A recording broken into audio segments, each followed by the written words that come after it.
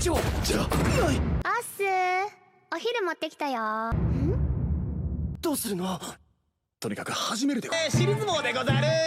それやられたでござる。どうでござる副会長。あ、いや花殿だ。くだらないことしてないでさっさと食事と。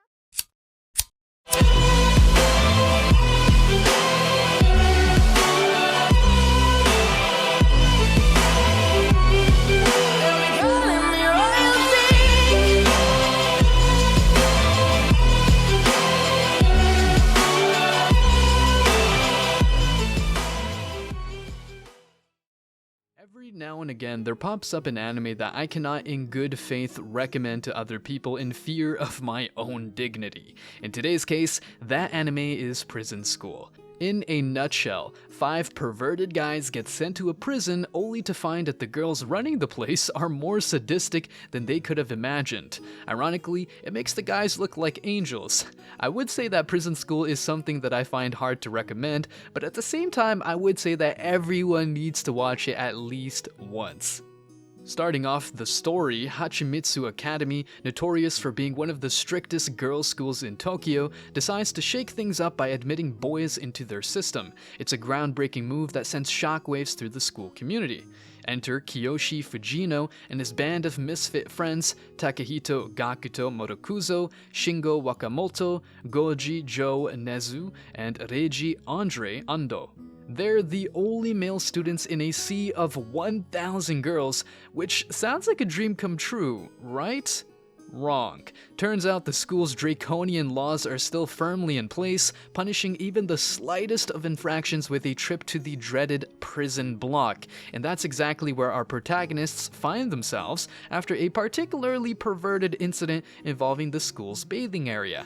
Caught by the Underground Student Council, USC, the boys are given an ultimatum: spend a month in the prison block or face expulsion. Of course, they choose the former, not realizing the horrors that await them behind those prison bars. As Kiyoshi soon discovers, his fellow inmates are all masochists who relish in the punishments doled out by their beautiful but sadistic supervisors. And amidst all the chaos and carnage, Kiyoshi and his friends must find a way to survive their sentence and make it out alive. Get ready to meet some of the most outrageous characters you've ever seen in anime.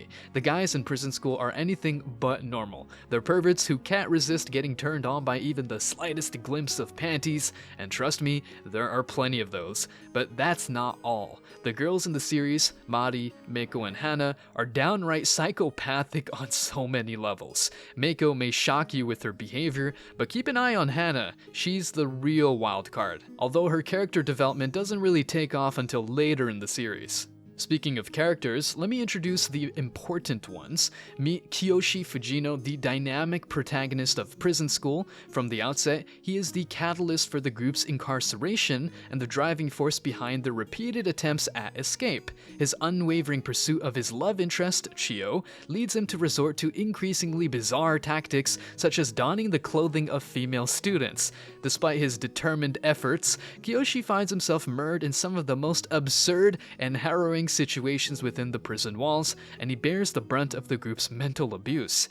Next up is Takehito Morokuzo. With his glasses and sharp mind, it's no wonder he's the mastermind of the group. He always comes up with ingenious plans to get what the group needs or to help a member visit their crushes. Unfortunately, being the brains behind the operation also means he takes the brunt of the abuse in the prison, all to keep the group's plans under wraps. But that's not all that defines Takehito. He's also deeply passionate about the Three Kingdoms, which influences not only his speech, but also other aspects of his personality.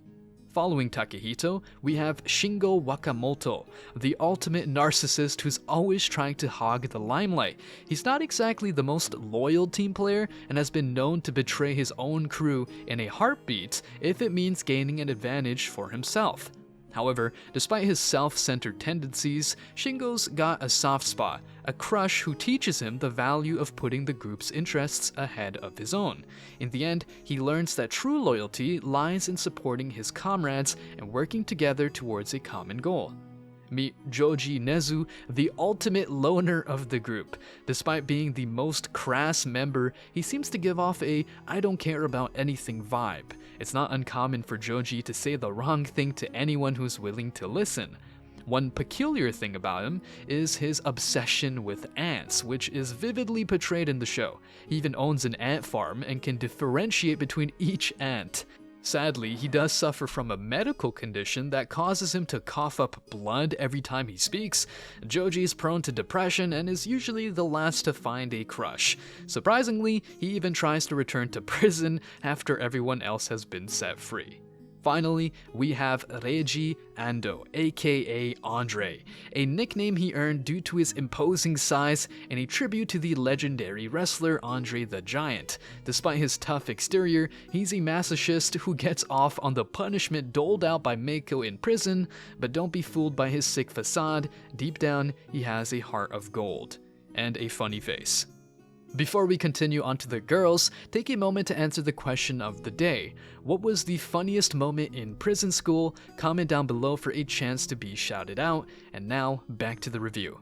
Meet Mari Kurihara, the president of the Underground Student Council responsible for managing the school's prison. She's not your typical student leader, preferring the company of crows over people. Her calm and composed demeanor makes her the most controlled member of the USC, and she cleverly uses her two fellow members to extract punishment on the guys. Mari also happens to be Chiyo's older sister, which puts Kiyoshi on edge around Chiyo due to his crush on her.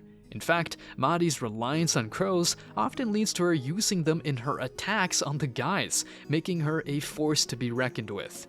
Next up is everyone's favorite female character, the infamous Meiko Shiraki. As the one with the shirt-busting boobs and the poster child of all the promotional material for the anime, she is one of the most iconic characters in the series. Meiko is more than just a pretty face. As a dominatrix, she takes pleasure in inflicting both physical and sexual violence on the group at any given moment, even for the smallest reason. But don't be fooled, Meiko has a soft spot for her best friend and boss, Mari. She deeply respects Mari and serves as her bodyguard.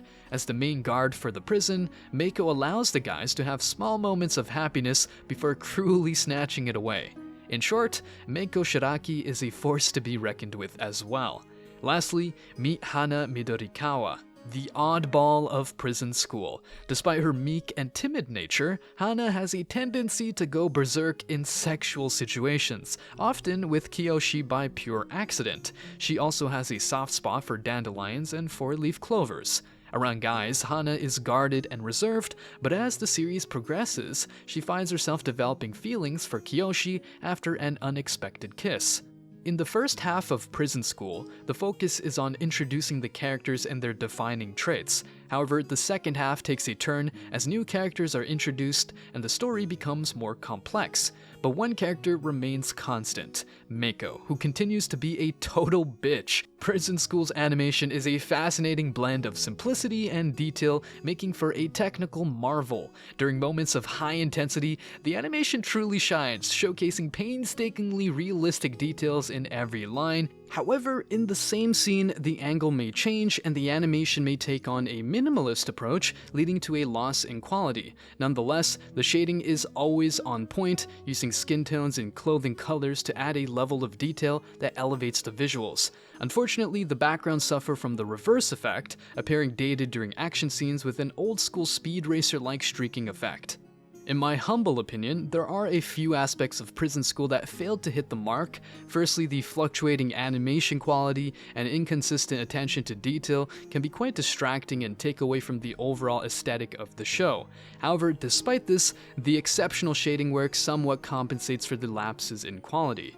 Additionally, the underdevelopment of some of the female characters is also a concern. The girls that the male characters fall for are not given enough depth or dimension to justify the significant character development changes they bring about in the main protagonists. As a viewer, I find myself yearning for more insight into these girls and their personalities beyond their mere compatibility with the male characters. In this day and age, there is really no excuse for such subpar writing. Overall, while Prison School certainly has its merits, the comedy, these issues prevent it from reaching its full potential. Prison School, although not suitable for group or family viewing, is a must-watch anime that offers an unparalleled experience. The eccentric nature of its characters is a rarity that only surfaces once in a lifetime, making it a show that you shouldn't overlook. That said, it's crucial to keep an open mind before delving into the series. If the visuals in this review are unsettling, or if you have a closed mindset towards sexuality, then it's best to opt for something less risque. Perhaps I'm at a loss for recommendations due to how outlandish Prison School can be. To conclude, brace yourself for a one-of-a-kind viewing experience that requires an open mind, but is well worth the watch. Thanks for watching our review of Prison School. If you want more reviews or want to see some excellent anime recaps, go check out our channel page full of new content every day.